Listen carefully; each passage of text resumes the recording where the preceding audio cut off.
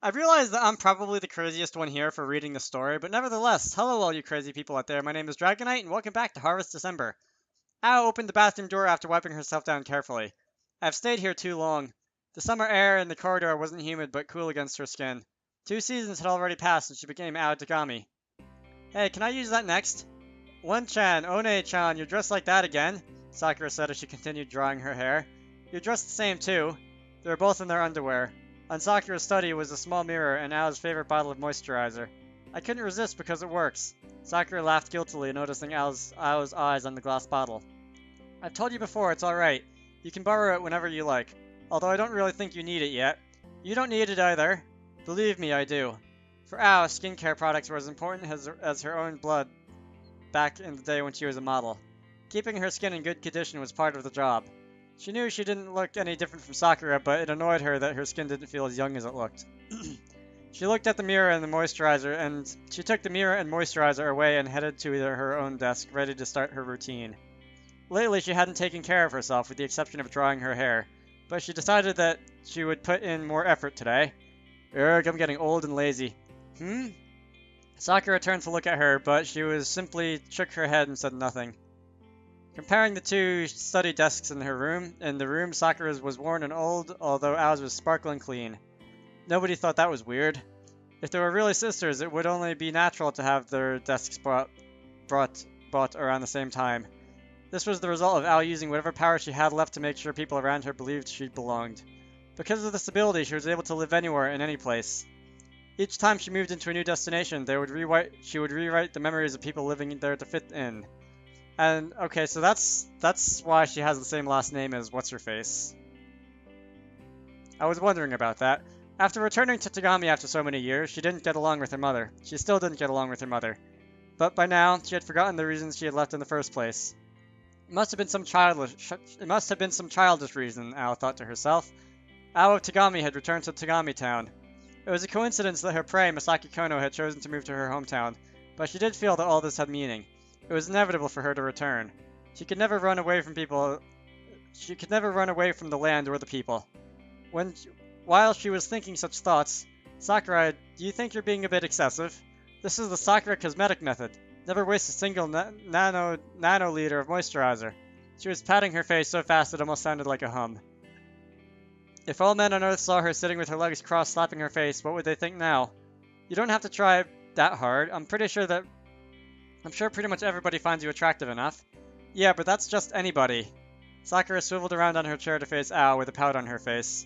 You wouldn't understand since you can pick and choose and use and toss whoever you want. Hey, I'm not that.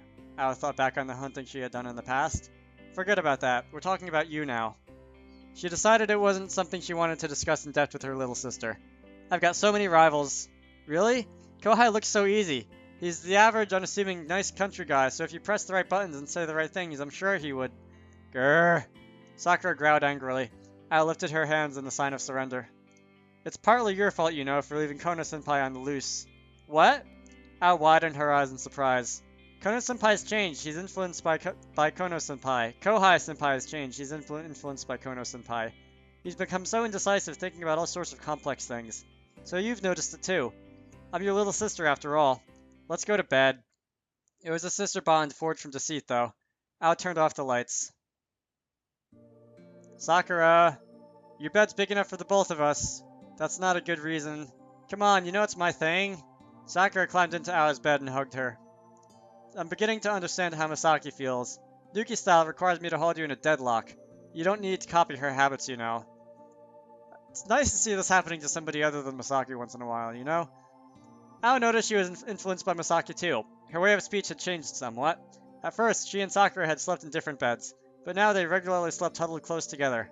Hey, what's Yokari Nakahira like? Ao asked the sudden question she was dying to ask. Again? What do you mean? You just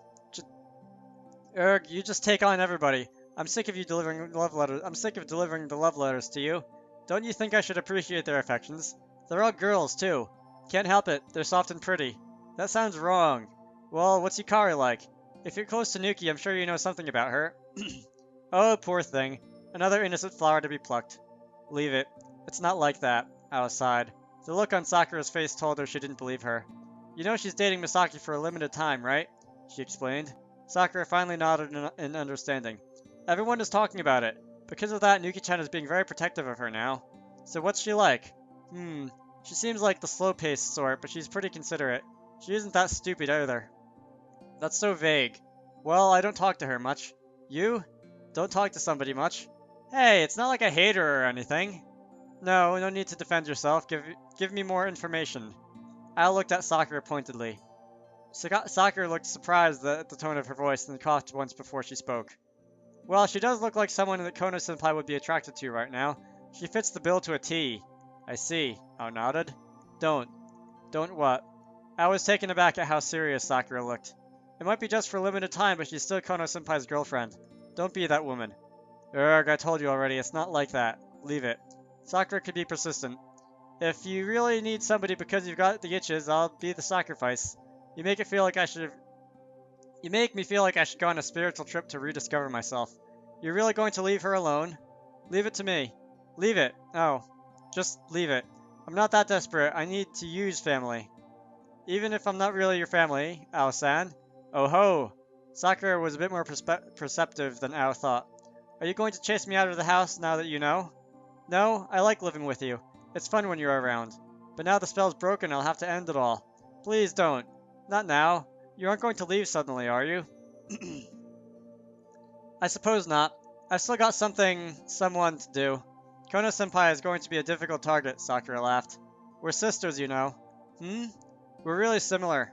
They weren't connected by blood, but they understood each other as sisters would. Ao kept quiet, waiting for Sakura to continue. The room was dark, so she couldn't read the clock. Snoring noises. Instead, Ao heard Sakura's soft snoring. She would never know what Sakura wanted to say. I suppose we are pretty similar. Similar like sisters. Good night. Like the way they fell in love with hopeless boys. Naturally. Anyway, I don't have time indeed. I hope you all enjoyed that. I'm going to end this off here, even though that hasn't been that long. Should I? 8 minutes? Yeah, whatever. I'm going to end this off here because that was decent and I need to get up and drink something. My name is Dragonite, and I will see you all later.